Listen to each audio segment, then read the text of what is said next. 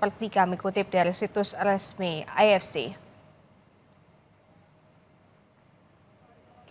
Anggota Komite Eksekutif Exco PSSI Arya Sinulinga langsung menanggapi. Arya menyebut manajer Timnas Indonesia Sumarji sudah mengirimkan surat dan diterima match commissioner pada 10 Oktober pukul 22.04 waktu setempat dan termasuk rincian yang diprotes oleh PSSI.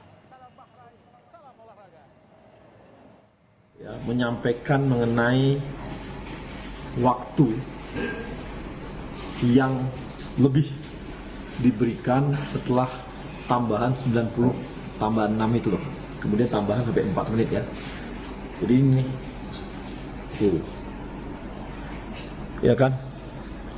20.04 diterima lagi sama match commissioner. Tuh kan? Tuh Pak Marji lagi tuh yang tangan. Jadi langsung. Saudara, jelang menghadapi Timnas Tiongkok, Timnas Indonesia menggelar latihan di Stadion Qingdao. Dalam sesi latihan ini beberapa pemain tidak dapat mengikuti latihan. Latihan pasukan Timnas Indonesia ini sebagai persiapan melawan Cina pada matchday keempat grup C ronde ketiga kualifikasi Piala Dunia 2026. Pasukan Shin Tae-yong ini akan menghadapi tuan rumah Cina di Qingdao Youth Football Stadium pada Selasa 15 Oktober pukul 7 malam. Pelatih Timnas Indonesia Shin Tae-yong tidak memasukkan Jordi Amat sebagai salah satu skuad Timnas Indonesia melawan Tiongkok karena mengalami cedera.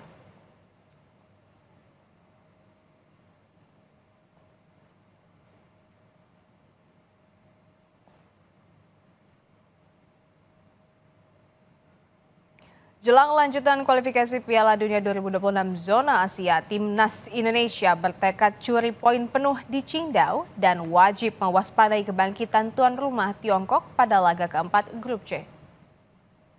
Kedua kesebelasan diprediksi akan tampil ngotot karena sama-sama belum pernah meraih kemenangan di 3 laga pada putaran ketiga. Pasukan Garuda selalu meraih hasil imbang, sedangkan Tiongkok selalu menelan kekalahan.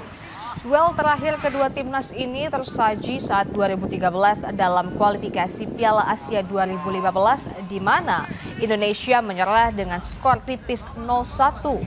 Sementara Indonesia tengah dalam performa impresif dalam 5 laga terakhir yaitu kalah 1 kali, 3 imbang dan 1 menang. Menurut pengamat sepak bola Erwin Fitriansyah, kans pasukan Garuda meraih 3 poin sangat besar. Meski begitu, ia meminta timnas Indonesia tetap harus mewaspadai kecepatan permainan tuan rumah dan faktor cuaca.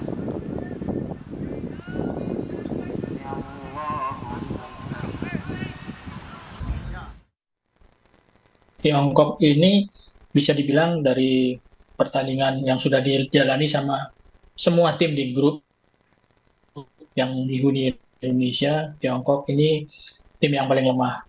Mereka nggak pernah menang, nggak pernah seri, kalah terus dalam 3 pertandingan.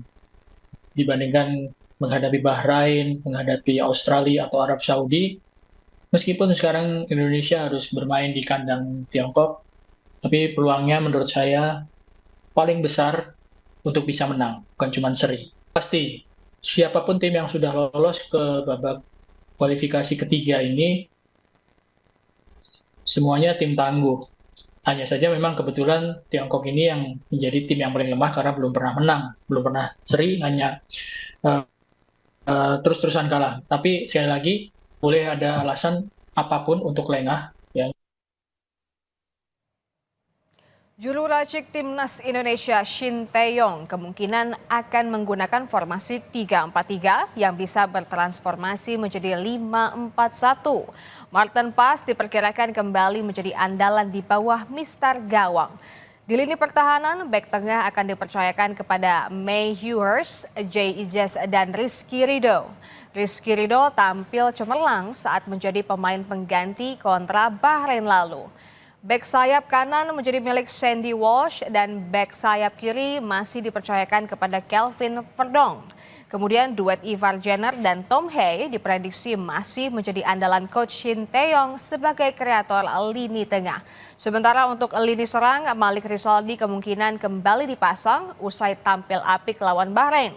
Malik akan didampingi Rafael Struijk dan Ragnar Oratmangun untuk memborbardir pertahanan Tiongkok.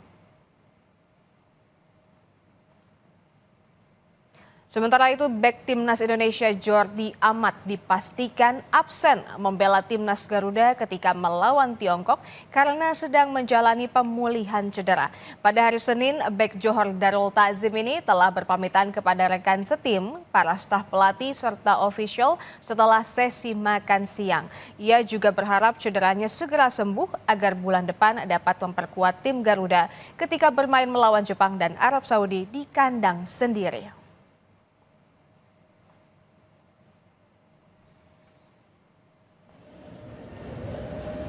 Timnas Indonesia harus melupakan pertandingan melawan Bahrain. Meski secara ranking FIFA, Indonesia jauh di bawah Tiongkok. Tetapi bola itu bundar, apa saja bisa terjadi dalam 90 menit nanti.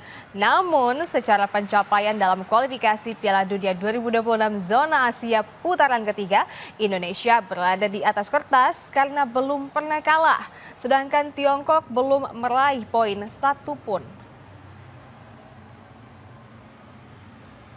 Kita langsung ke hotel dan kita konsolidasi sekaligus menyampaikan kepada seluruh pemain agar melupakan pertandingan Bahrain dan kita harus benar-benar fokus di pertandingan lawan Cina.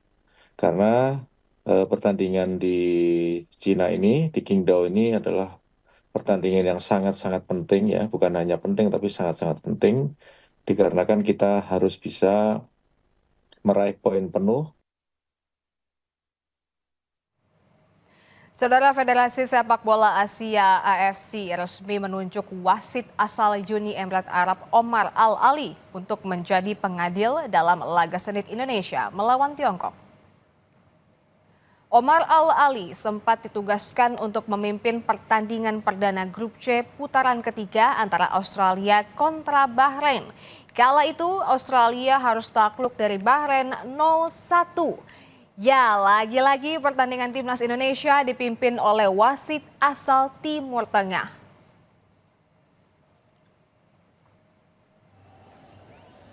Masih terngiang dalam ingatan kontroversi wasit Ahmad Alkaf saat Indonesia bertandang ke Bahrain. Sejumlah kontroversi wasit Ahmad Alkaf menggagalkan kemenangan Indonesia.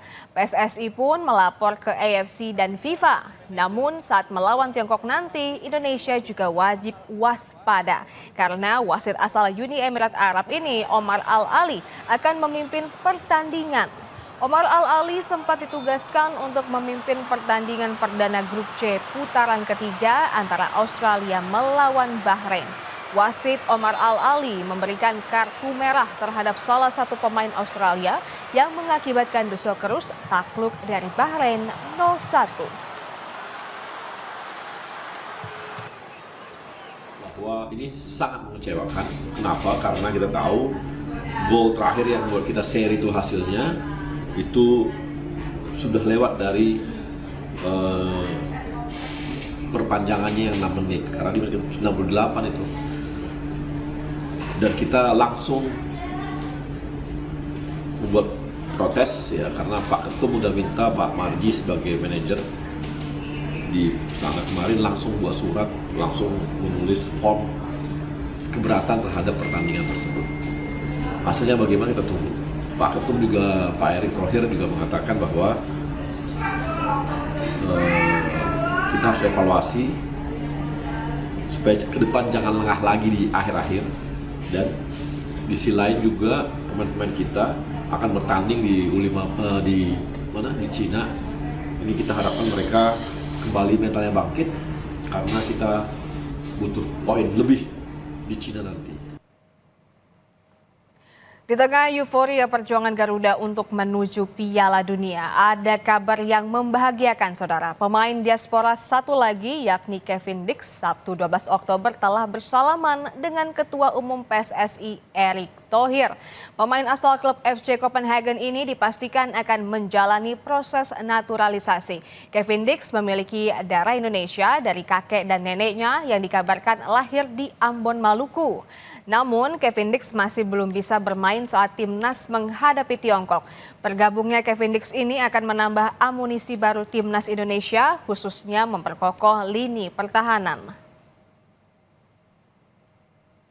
Salaman berarti kan udah fix lah, tinggal prosesnya. Ya, tentu kita akan mendorong kepada Bapak Presiden, ya setelahnya tentu DPR untuk ada percepatan, tapi window-nya kalau kita lihat itu di bulan Maret bisa main. Tapi kalau bisa November, ya kenapa tidak? Sementara jelang pertandingan melawan Cina, masyarakat Indonesia berharap timnas Indonesia dapat meraih 3 poin melawan negeri tirai bambu.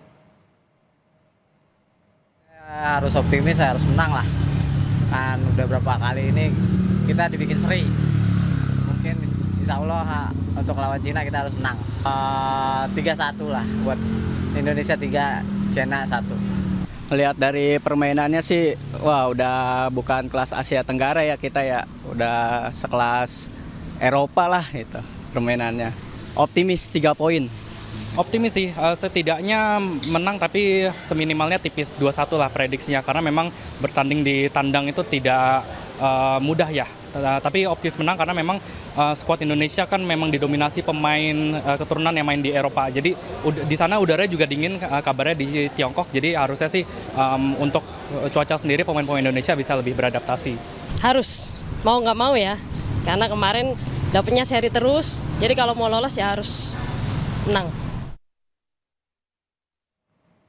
Turun sebagai pebalap pengganti, Sean Gelael berhasil antarkan tim WRT finish kedua di sprint race GT World Challenge Europe Barcelona.